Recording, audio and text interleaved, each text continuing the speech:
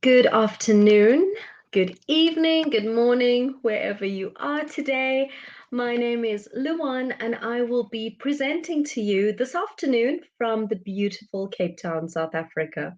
So, if you haven't watched any of our webinars until now, a little bit about me. I've been a teacher for over 13 long years, and during this time, I have taught students from all over the world. It's been an exciting journey and not something I want to give up anytime soon. So, while I tell you a little bit about today and what's going to be happening, please say hi in the chat, say hello, tell us your name, and also tell us where you are watching from today. It's always wonderful just to see who's watching and where from. So, please put that all in the chat and we'll say hi to you in a second. In the meantime, just a little bit of housekeeping. A reminder that today's webinar is about a very, very specific topic. So we will be discussing this topic, unpacking, deep diving, but the questions later on during Q&A, only questions related to this particular topic will be answered today. So if you have any other questions outside of the topic, maybe about assignments, maybe about other course content, of course, you're more than welcome to send those questions to tutor support, where we will, of course, answer all those questions as soon as we can. All right, but yes, just a reminder that today's questions will only questions related to today's topic will be answered. Also, remember that Q&A starts a little bit later on. So Q&A is about half an hour before we finish. So half an hour in, that's when I open up Q&A, and that is when I suggest you type your questions in. If you type them in a little bit too early on, I might miss them, and I don't want to miss them. I want to answer as many questions as I can. So maybe if you think of something that you'd like to ask, write it down, make a note, and then as soon as I announce that Q&A is open, that's when you type your question in, and that's when I will answer. All right, so feel welcome, get cozy. I see we've got names coming in from all over. We have people watching from Cambodia, from South Africa, from Canada, Cape Town, hi neighbor. We have people watching from Detroit, Indonesia, Namibia, another neighbor, Jamaica, also Pretoria. Wow, just everywhere. So absolutely welcome to you. I hope you find today's webinar really, really useful. I know that it is a topic that really interests many teachers before they start teaching, because there are questions around this topic, and therefore I think that this webinar is just so fantastic. All right, so just a reminder that the topic today is teaching writing. Now, lots of teachers tend to think that it is all about giving a student a pen and teaching them to form letters, but this is not quite where we're going today, which is why I think that this webinar is just super useful. So let's get started with the content. Right, so when it comes to writing, some people assume that if you speak a language, you can write it effectively. So speak the language, write in the language. But is this really true? And the answer is not really. Writing is actually a completely different skill in its own right. So, what are the differences between speaking and writing? I know that the answer seems almost too obvious, but I'm talking about in terms of TEFL, in terms of a classroom. What is the difference between these two skills? Because as you know, there are the 4 skills in English. There is reading, listening, writing, and speaking.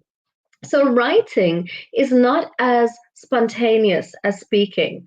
Writing can be and often needs to be planned. It needs to be drafted, changed, and edited. Whereas speaking, not so much. It's very much more of a spur of the moment, fluency based activity. With writing, there is absolutely nowhere to hide.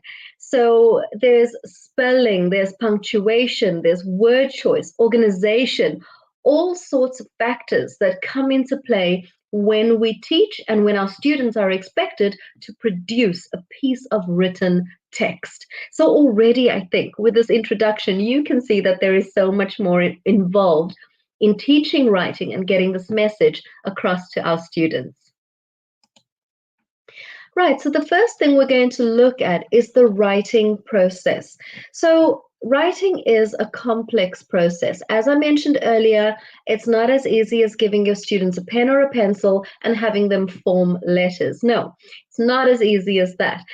Luckily, there is a sequence of steps that we can follow. And the good news is our students mostly already know it, even if they aren't aware that they do. So the trick is really to tap into your students' knowledge of writing in their own native language. So I think a few things to consider is that you need to really encourage your students to follow the same process that they would in their native language. You need to study and examine model texts with them. Brainstorm ideas. I find that the brainstorming session in my classrooms are so invaluable. They just bring out what your students already know. Draft that piece together, rewrite it, proofread it. As you can see, there's so much more involved here than just giving them a piece of paper and a pen, right? And then there's also the very important factor that preparation here is key.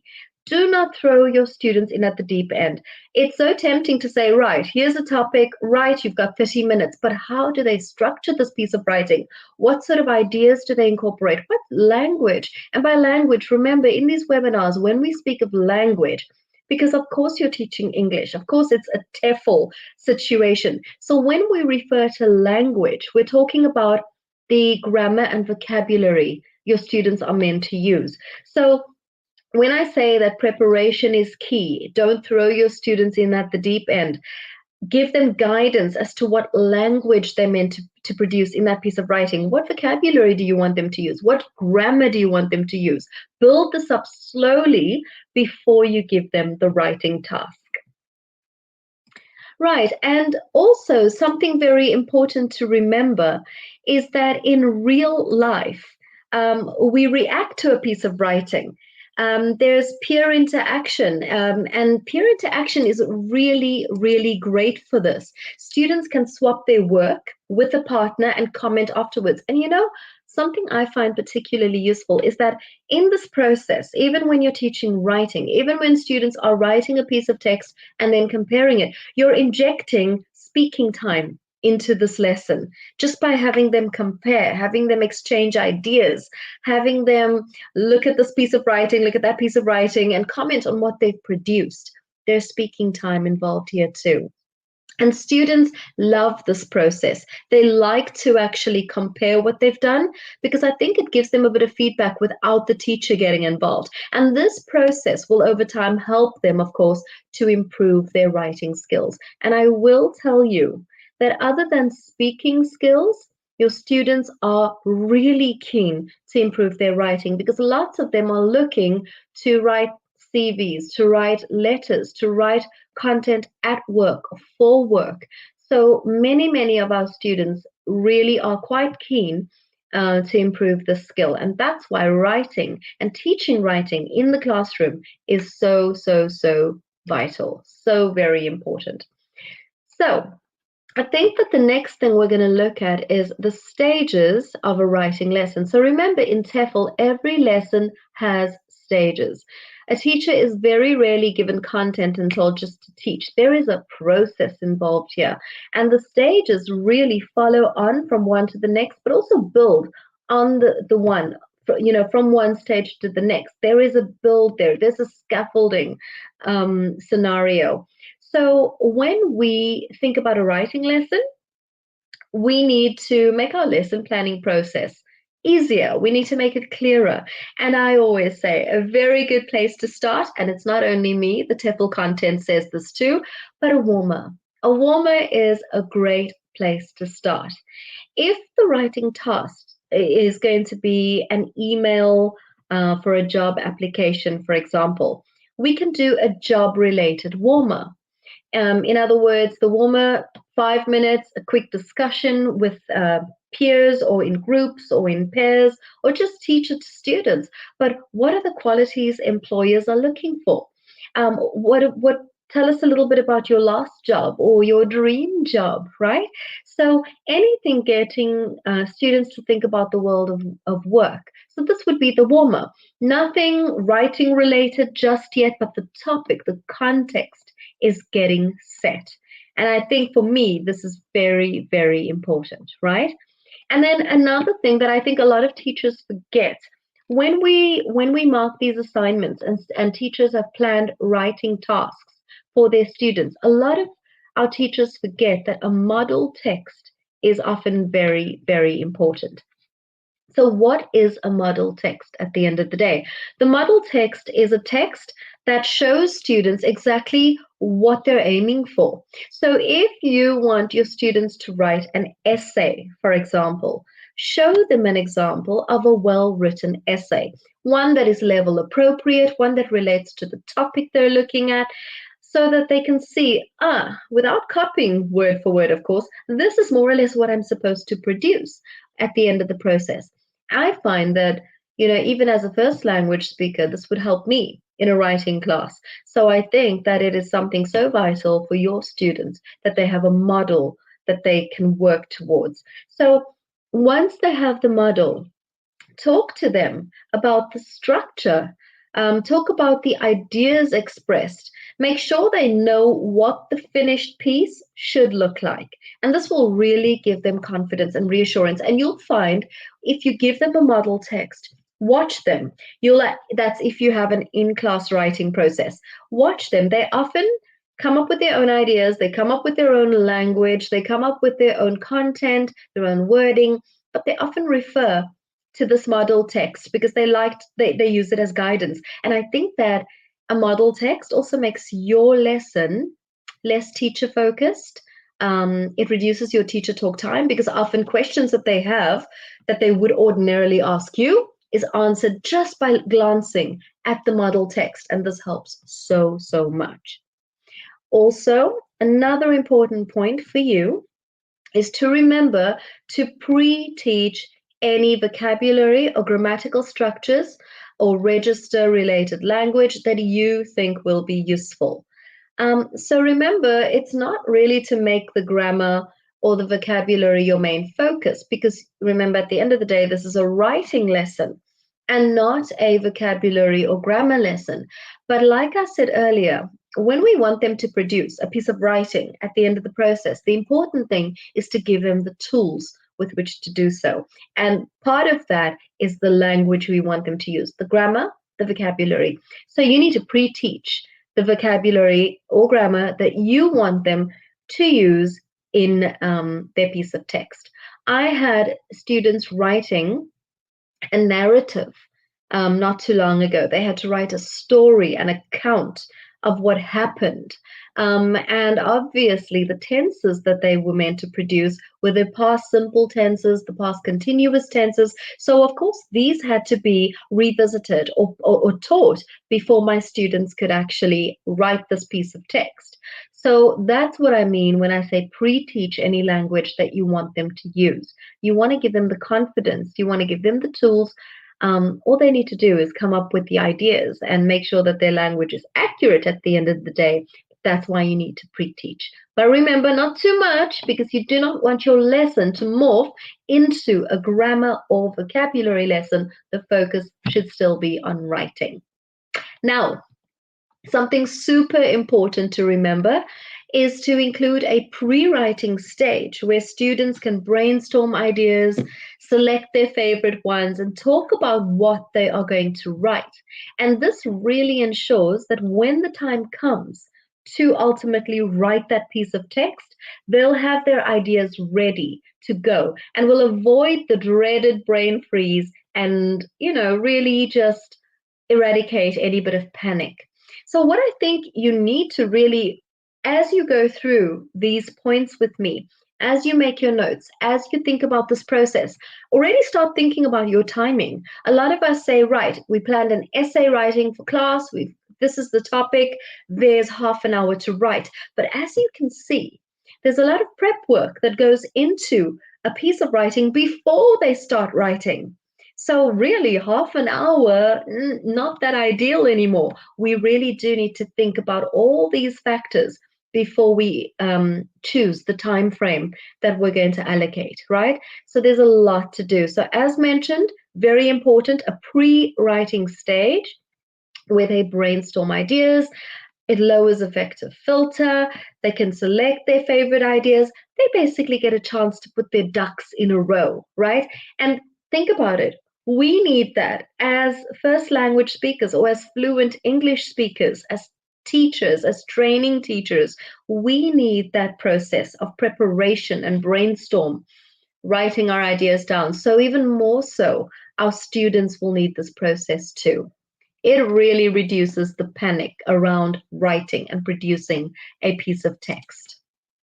I hope all this makes sense.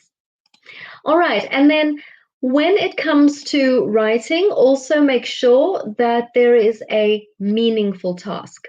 We will look at this more in detail later on, but the task has to be meaningful, and I'll explain this a little bit later on. But also, very important, and one that so many of us forget is a word count.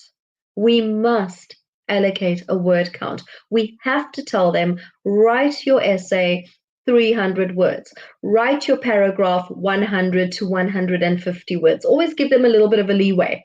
If it's an academic text and it's a very high level class, well, write your 500 word essay. So do bear in mind that that word limit gives them guidance on how long, how short. Can they reduce the introduction and make the body a little bit longer? Is there time, or not time, but is there space for a conclusion? And will it fit into the word limit? So please don't forget to add a word limit to your task. Right. So remember, it's got to be meaningful. Include a word count, and then, of course, yes, include enough time. So bear in mind that the actual writing, I know we say can be done as homework, but in most cases, I like to allocate the actual writing as homework. And the reason for this is that the brainstorming happens in class, the pre-teaching of vocabulary happens in class, their rough drafts could happen in class, writing down their ideas, that could all happen in class, but I like to allocate the actual writing for homework. Now, the reason I do that is because sometimes students feel a little frustrated if they've got to produce a lengthy piece of text in class when they could have done it at home for homework.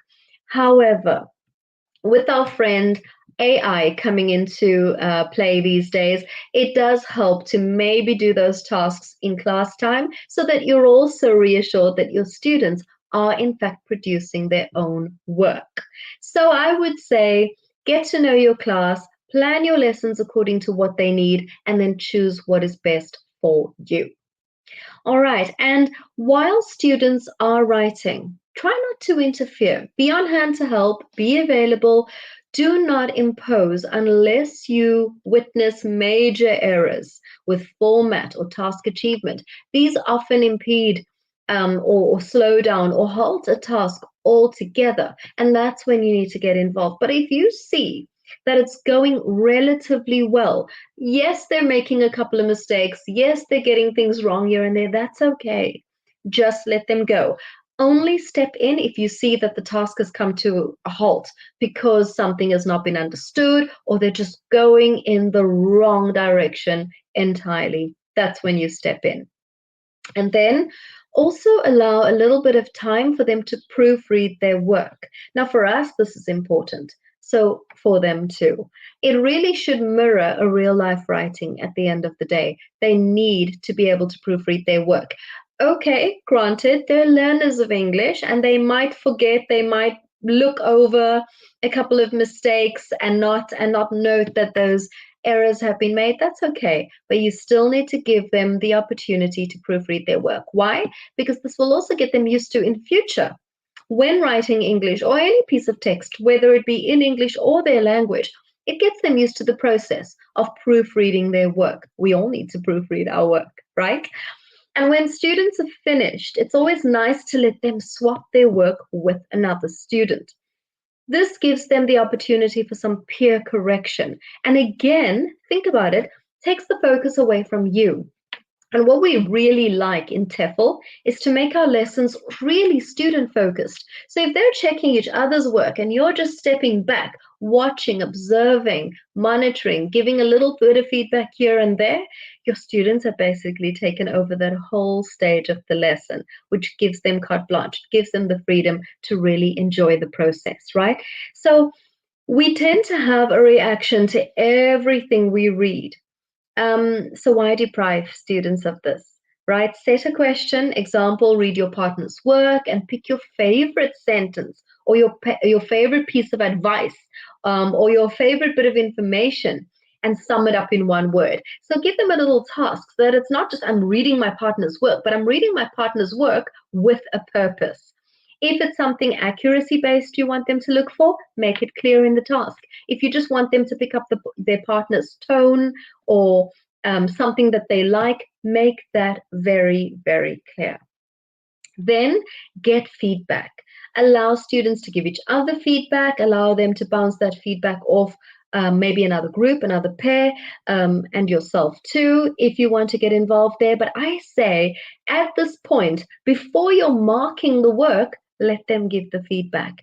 And then, of course, you collect the work in order to mark it. But here's the thing, keep it safe. I have, unfortunately, I say with shame, lost a couple of pieces that students have produced, and I had to go to them, sheepishly admit that I'd lost their work, and they either had to rewrite the work or stay mad at me for a little while. I don't know. It was not a nice process. So what I'm trying to say here is once you collect that work, put it in a folder, maybe a folder dedicated to that particular class, and keep it safe, for goodness sake.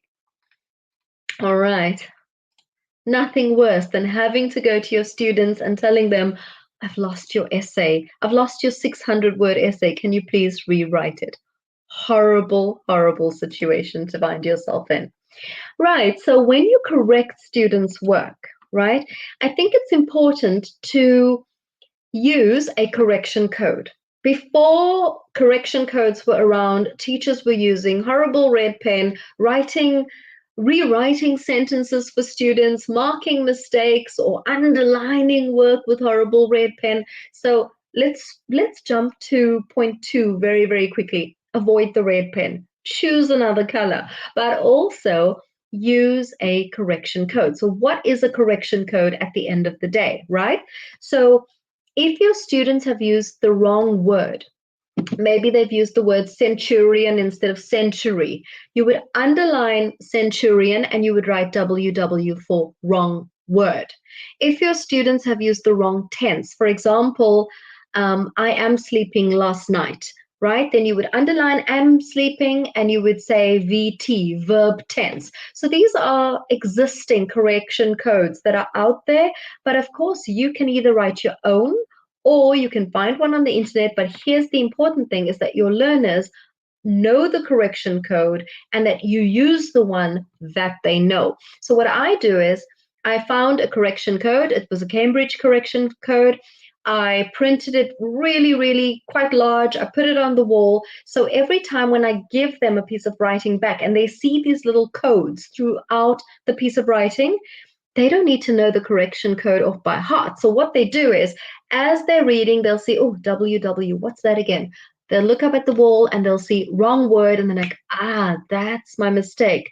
What word do I think I needed to use there? So a correction code gives them the opportunity, here's the thing, to self-correct. I think that is such a fantastic process because when they self-correct, they tend to remember the correction. They tend to remember the mistake, and it actually helps them to not make that mistake again because they've been part of the correction process. So you've pointed out something is wrong, right? But they've got to think about why is that wrong, and that just helps so much. So please use a correction code, make a note of this, find one on the internet. If you don't like every single symbol on the correction code, take a few out, put a few of your own in there, but use it. Make it a usual thing so that when they see those little codes throughout a piece of writing, they know exactly what they've done wrong. They just need to find out how to correct it. If at the end of the day they really can't find out what the mistake is, then of course step in and help them. A lot of them like to rewrite the piece based on your corrections. That is something they can do. And of course, you're the teacher. You can say to them, yes, but I'm only going to mark those mistakes again. So only correct those to save yourself some time. And I will tell you that using a correction code does save marking time. Now, I had a class quite recently of 17 students. They were Cambridge exam students, which means writing was one of the main objectives that they wanted to achieve. So there was writing done on a weekly basis, 2 pieces of writing per student. Think about that. That is over 30 pieces of writing that I needed to mark on a weekly basis.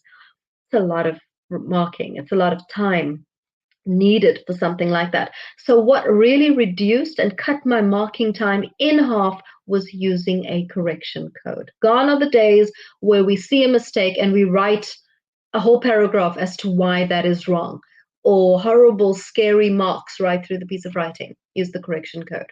Right.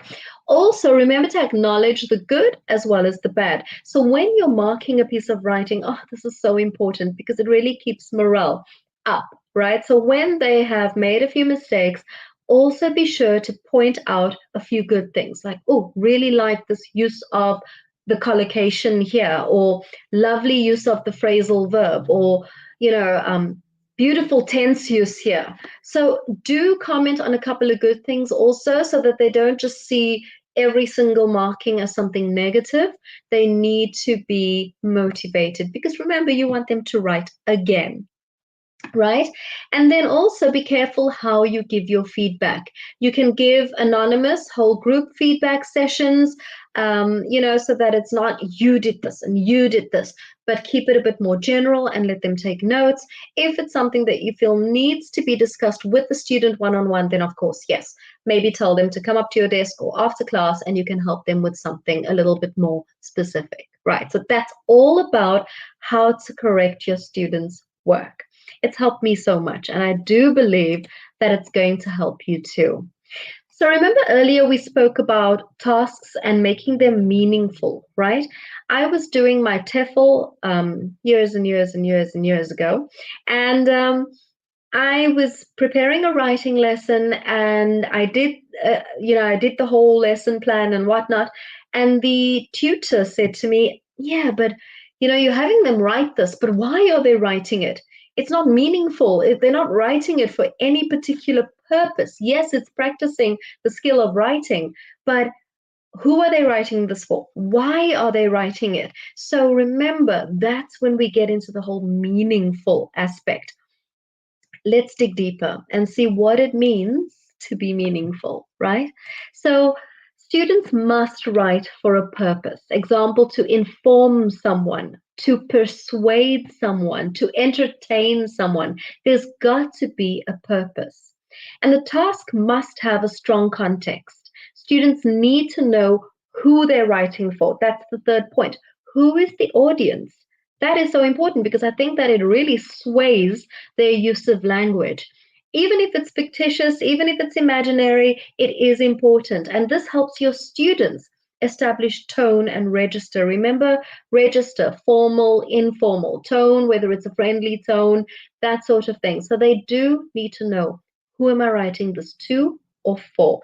Is it to inform them? Is it to entertain? Is it to do a little bit of both? For example, a review. So I think that these 3 points, please make a note. When you rewatch this webinar, write that down, because for me, this was something difficult to master actually when I did my TEFL. Right? So an example of an ineffective writing task. So if you look at the heading, it says write 10 sentences about your house. All right, so why is this a poor task? Well, there's no purpose. In other words, why? Why am I writing this? Am I writing it for an ad because I'm selling my house? Am I writing it to, contributing to a site about the neighborhood? Why am I writing this? There is no purpose here. There's no context. There's no audience. Who am I writing this to? Who am I writing this for? And there's no real motivation here. It is so bland, it's so undirected that your students will not know, okay, am I writing this from a factual perspective? Am I writing this creatively? Am I talking about the beauty of my house, or am I talking about what am I talking about? So think about it. If you already struggle to envision what this piece of writing is going to look like at the end of the process, your students won't know where to start either. So when it comes to setting a writing task, remember, it's got to have a purpose. There's got to be a context. The audience must be clear. And your students need some kind of motivation to write this, a reason for writing a piece of text. So important. Right. So a couple of examples, or one example of an effective writing task. So look at this now, right? So read the slide and think about it in comparison to the last one. The last one said, write 10 sentences about your house. Look at this one. You decide to advertise your house on Airbnb. Write the ad, right? So there's already a purpose. And purpose extended, trying to persuade strangers to rent it. Now there's a bit more context here. Describe the location, the decor, the rooms, the facilities, and then read an example ad on the handout, the model text for inspiration. And then, of course, you tell them how many words. There is direction here. They'll know where to start, and they can almost envision exactly what this piece of writing is going to look like. So I don't know if you can feel it, the very stark contrast between write 10 sentences about your house versus this one. There is context here, there's direction. Your students will know what to do and why they're doing it, even if it is completely fictitious. Right. I hope that helps. I hope that helps you see the difference between an ineffective writing task and a very, very effective one. And also remember that if you are planning this task for a lower level, then yes, you would grade the language of that slide, right? You would simplify the language a little bit more so that it's understandable for them. If it's a high level, you don't need to change a thing. Everything is there. Everything's quite straightforward. So let's just unpack a little bit more. Why is the second one a better task, right? Well, it's immediately engaging.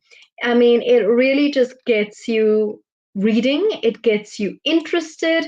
Yeah, it's engaging. The second one, it has a communicative purpose, right? It's to persuade someone. Remember, communication is all about persuading, asking, informing, entertaining. Why, right? So there's a communicative purpose. In other words, to persuade someone. Real life application, there is a context. It has a genre. There's a very, very clear audience. You've maybe provided a model text that you found, it could be authentic, that you found on a real site where on an Airbnb site, or something you've written yourself. And then, of course, things like word limit, time limit, that sort of thing, all that needs to be in place. And it's there with that task. So again, your students have direction.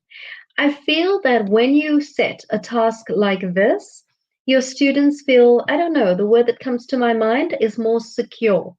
Your students feel secure. They're like, okay, this is what I have to do. The worst thing, and I think you and I, we can really, really agree with this, is when someone gives you a task and it's not clear. It's not clear. There's no direction. You don't feel like asking questions because you feel like you're going to be the only person asking when everyone else maybe knows what's going on. So I think that if there's clarity, it gives your learners that confidence and that security, knowing exactly what they have to do. All right. Okay, so we're going to be looking at a few more examples of writing that you can use. Look at the level here for an intermediate class and quite young. So we've got 12 to 14-year-old students, and we have an example like a cartoon, a song. If you have any other ideas for this particular class, put it in the chat. It would be interesting to see your ideas. So, pieces of writing that you can allocate to an intermediate class. So, for those of you who know a little bit about the CEFR levels, that's a B1 level class, right? And they're young, 12 to 14. So, academic essays, maybe not so much, but a cartoon, a song. So if you can think of any other pieces of writing that would be interesting, engaging for a young class like this, write it in the chat and I'll have a look. Yeah, pieces of writing, remember? So it's what pieces of text that they have to produce. So a cartoon that they have to write, a song, comic strips, lovely. Because if you think about it, comic strips have got stages, different actions, lots of interesting verbs and expressions, letters, lovely. And we've again got another comic strip story. Absolutely. And then Elena said letter, and this could be a friendly letter. You know, I don't know whether kids do the whole pen pals thing anymore, but you certainly do write to other people, a book review, short stories. Kids love writing stories.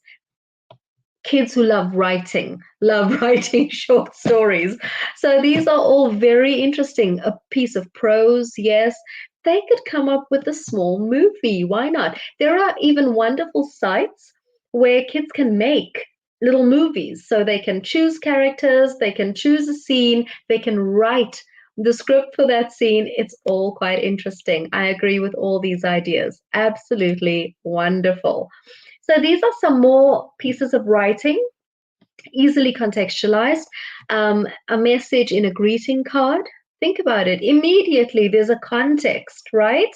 A presentation, a postcard, a note to a friend or a family member, a very small advertisement. Yes, absolutely.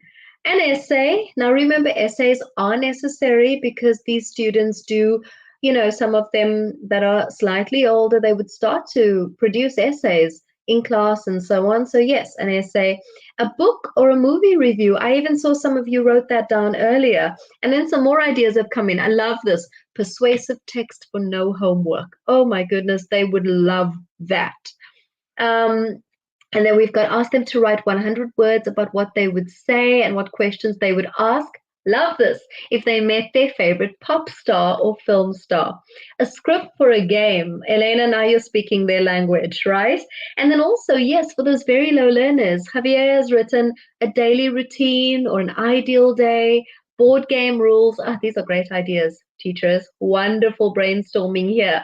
So definitely make a note of some of these going down the side, and not only my fantastic ideas in the slide, but also the ideas in the chat because they're amazing, right? And I think that what a lot of you are tapping into is the age group here, the 12 to 14, the games, the board games, the video games. Absolutely. Make them watch a short news segment and ask them to write an article based on that. And it could be something that they would engage with, like the environment. Kids are very conscientious of that sort of thing. Wonderful ideas. Love this. Shopping lists and recipes. I tell you what, kids love talking about food also, right?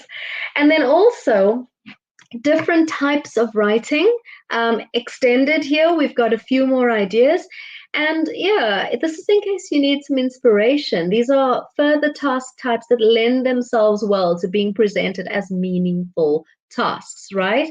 So we've got another list of ideas here. We've got a story or a play. They love that. Text messages, yes, but you know, I would like to tell them to write these text messages in full English words, no abbreviations, and then see what happens.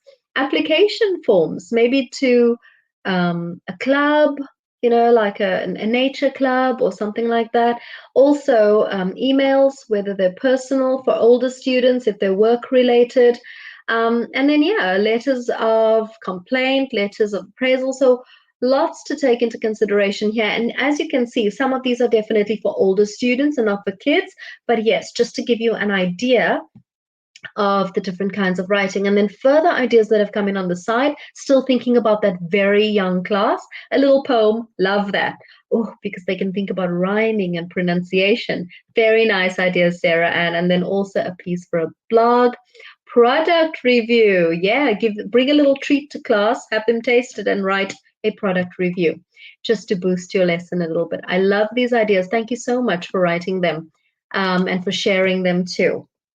Right. So a few parting notes before we finish.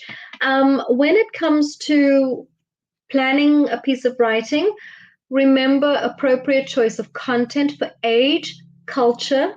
Very important to consider, please. So do your homework, whether it's an online lesson or whether it's a lesson in class, you do need to take into consideration age and cultural setting. The text must be engaging. Students, particularly young students, will not engage with something that they're not interested in. So really think about who you're teaching and why they have to write this piece. Also think about your language grading. So that's your language, the language you use with which to get this across, the language you use in your instructions, the language you use in your model text. It needs to be suitable for the level of the class you're teaching. Please take that into consideration. And then the length of your model text.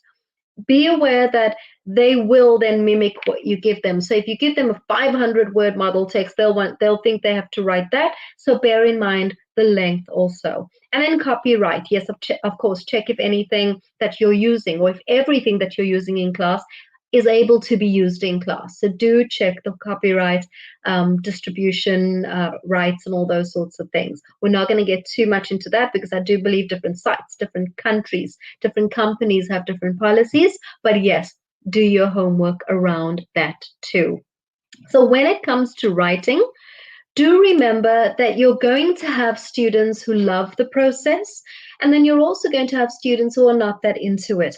But I think that how we can get over that hurdle of students that are not interested in writing or students that are just not, writing isn't their favorite skill to exercise. Because I will tell you, when I mentioned in class that we're going to have a writing activity, just like when I mentioned we're going to have a reading activity, I have very excited students. I have students who are not that into it, the sort of meh fence-sitters, and then I have absolute faces of disgust on the other side too. So when it comes to writing, it's a mixed group, mixed reviews, mixed audience, but how you can get them interested, even if this is not their kind of skill to practice, is by making sure of all those things. Making sure that the content is, or topics are age and culture relevant and suitable and appropriate.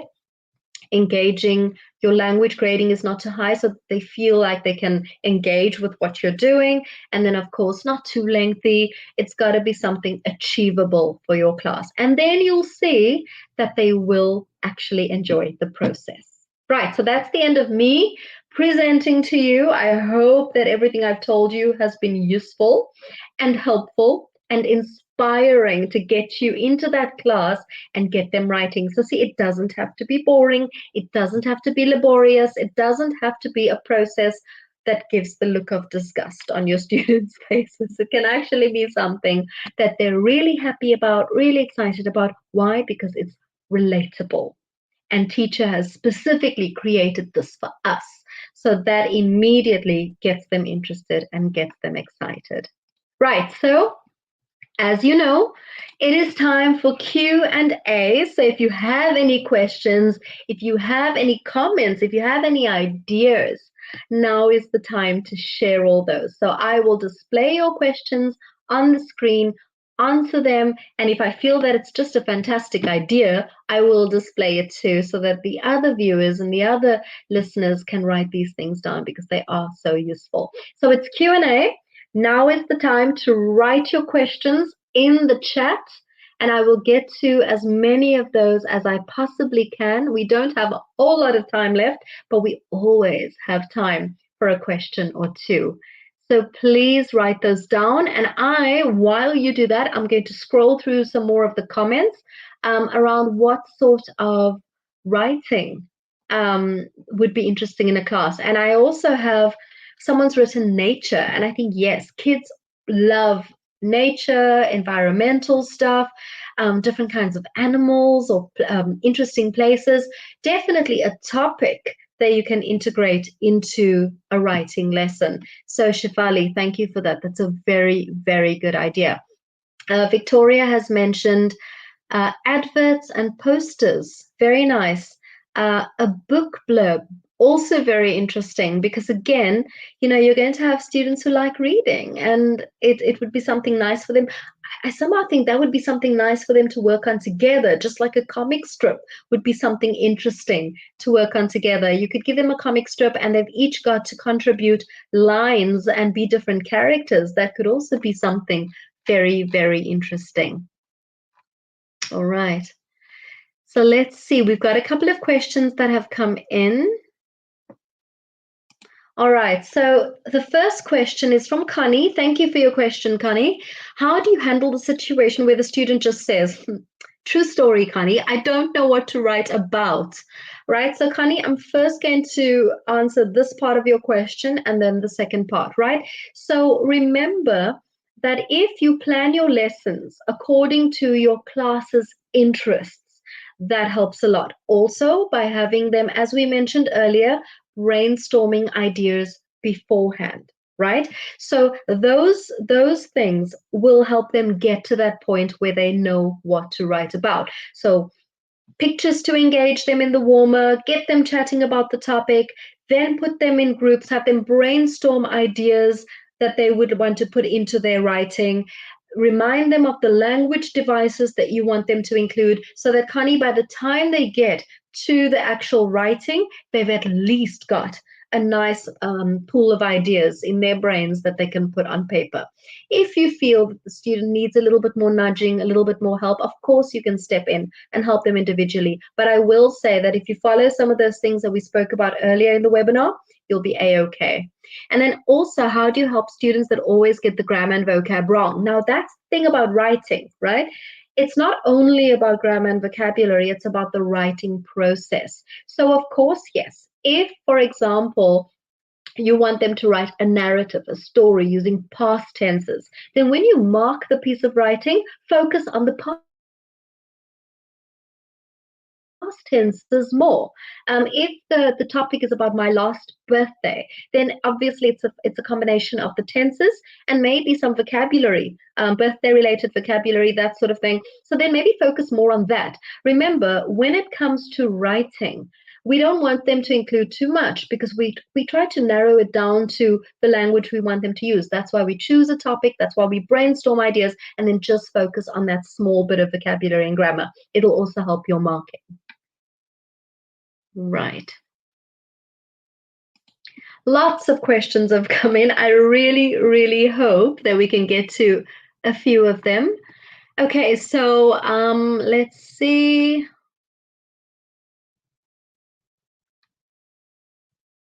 Someone has asked whether there will be a playback on the channel. I think you're asking about whether this webinar will be available for you to watch at a later stage. Absolutely. It just takes a few days and then they upload the webinar and you can watch it. Right. Let's see. Okay. So Javier has asked, I think one of the biggest challenges I will face is determining how to make sure the model text matches. I'm going to focus more on the model text here than the whole lesson. And I think that will help you a lot already, and it'll help you sort of translate that into the whole lesson. But how do I make sure that the model text matches the level, right? So a model text is something that you have found or created to show your students because you want them to produce something similar, right? So what I suggest is you put your model text into a vocabulary profiler, vocabkitchen.com/profile. Write your model text straight in there and it immediately categorizes the words into levels so that you can see, oh, this word is a little bit too high for this class. Maybe instead of writing the word livid or furious, I need to write the word angry. Maybe instead of exhausted, I need to write the word very tired. So the vocabulary profiler, I'm going to type it into the chat. for you. It's a free one, so you don't need to pay or sign up or anything like that. Obviously, it's www.vocabkitchen.com/profile, and it really helps you to choose better options. If you see that your model text has got too many high-level words, it'll help you bring that right down. So that's as practical as I can get there, because that's something I use literally every single day. All right, going through some of your questions.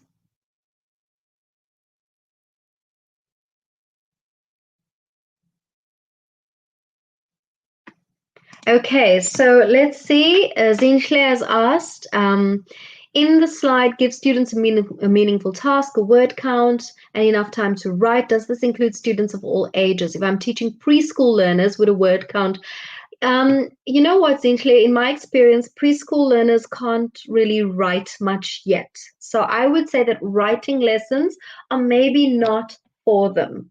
At that level, they're still learning to write actual letters. So I would say your writing lessons are definitely more beneficial for your slightly higher levels, those that can actually write, physically write, and those that can read, and those that can therefore, because of those two skills, put a piece of writing text together. So I would say at preschool level, you're definitely, and I think preschool translates to, in other countries, kindergarten.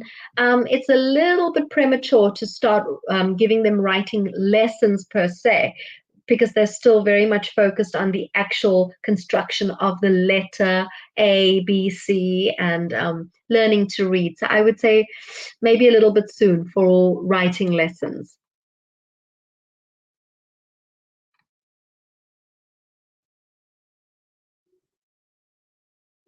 Okay, so Mark says all the questions were actually answered throughout the webinar. Sign of a successful webinar. Happy days, Mark. But if anything else comes to mind, please do send us that question. If we did miss anything, or if you think of any additional questions, absolutely send them to us, either here today, or if you're like me and you remember things while you're sleeping, then absolutely send us a ticket to Tutor Support, and we will try to help you. All right. Yes, the vocab profiler, I've put it into the chat. So please, all of you, I think it's so important to make a note of the profiler, keep it on hand, because it is absolutely useful. I use it every single day. A couple more questions have come in. Or I think there are a few comments here. I'm going to display them on the screen because you might find them useful. Stephen and Rachel, hello. Allow them to magpie ideas from a collected list constructed and scribed by the teacher. Yes, I think that could be so useful. Words, vocabulary, ideas, that sort of thing. Yeah, I think it's all about giving them the support and tools, because remember, the exercise is writing. So you kind of want to give them the necessary vocabulary, grammar. I agree with you. So give them a collection to work with, because then it takes the stress of finding words away and actually just using them effectively in a piece of text. Absolutely. And then I think one other question has come through. Okay, useful question here. Same slide about word count. Thank you for letting me know which slide. That helps, actually. How much time do I allocate for... Okay, so I think here again, Zinhle, I'm not sure if my answer to your previous question helped. With preschoolers, write a piece of writing text that they've got to produce a bit premature. But it's the second part of your question that I really do want to answer. Do I do the exercise myself beforehand in order to understand what I would need from my students?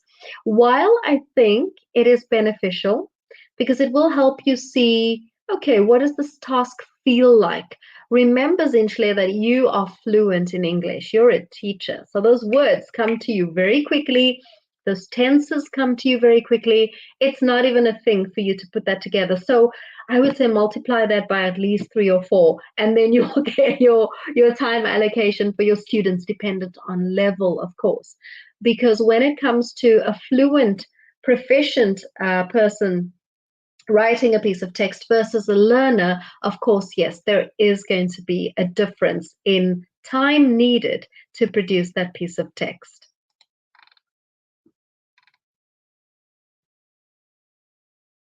All right, so yes, thank you, Mark. A comment about Vocab Kitchen. I use Vocab Kitchen when doing my level 5 assignments to grade my teacher language. It's a fantastic tool, right? So very, very useful. Yes, of course, it can't categorize full phrases. It does categorize word for word, but at least that word for word stress is gone. You at least know when a word is too high or maybe too simple to use for a particular level. Phrases, yes, a teacher needs to use their own idea, their own feels about that, but generally, yes, a very, very useful tool.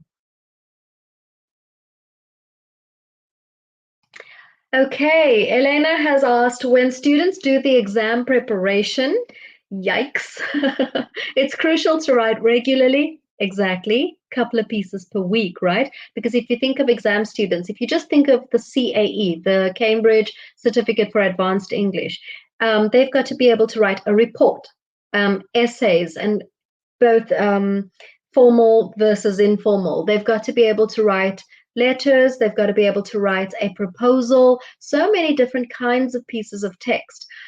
So Elena's question is, many students struggle with this, having to write regularly, how to encourage such students to overcome their fear for writing. So what I did here, Elena, was I first had them write um, simple little pieces, little blogs, little pieces about themselves. I had them go to a coffee shop and write their thoughts down, write their reviews down, and we slowly built up to the lengthier pieces. And by then, they had a bit more confidence and a bit more motivation. Also, I really give them positive feedback. So I do not only point out what's gone wrong, I also point out what's gone so right in that piece of writing. And I find that very often that alone encourages them to keep going. So that's just one technique I use by generally building it up to a lengthy piece. I know that we don't always have the luxury of time, but I think that if you can find a little bit of time to first give them small writing jobs to do, like, okay, you're going to that restaurant, right? Write a little review for me. You're going to watch that movie. Tell me what it was like. Write 10 little sentences that come to your mind when you go and see this place in Cape Town. So I would get them to write little pieces like that and we'd build up. And then also, please do praise, Elena, praise what they've done right in a piece of writing, because immediately that removes that fear, that anxiety, that stress around producing a piece of text. It really helps so much. All right, so Nikki, I'm almost wondering whether I've answered your question too, because Nikki's just asked, how do we help students' confidence? Starting small, starting with little pieces, and then please, again, I'm repeating this, praise what they've done right. Even if you are struggling to find something good, something right in that text, find it, because it really, really does help. They feel so much more confident. All right, so I have unfortunately come to the end of the presentation, the end of Q&A, but I absolutely feel that if you have any questions, this is such an interesting topic. This is such a loaded topic with so many juicy tidbits. If you do find that you have more questions, you know what to do. Send them to tutor support and do ask. We are, of course, just ready and available to help you. Also, remember that all our previous webinars are available. You can watch them. This one will be available only maybe in a few days, maybe by Monday or Tuesday. This one will be available, and you can re-watch and watch as many times as you need to. Those of you punching thank you into the chat, oh, you're so welcome. But you've got to do me a favor then, and you've got to join these webinars. You've got to keep joining, because we start adding, we start building on these webinars, there's always something useful for you to learn. Also, you know what to do with this. It's our survey link. Please, please, please fill it in when you have some time. We really want to know how you feel. So tell us how you feel in the survey so that we can absolutely address your concerns or answer your questions, or just make these webinars a little bit more comfortable for you. All right, so again, thank you for watching. Thank you for coming. And same time, same place next week. absolutely join, and we look forward to seeing you. We'll see you next time. The survey is also up on the screen, so you can take a picture or you can use the link that I sent you, but it is ever so useful for us. Anyway, guys, stay safe, see you next time, and enjoy the rest of your weekend.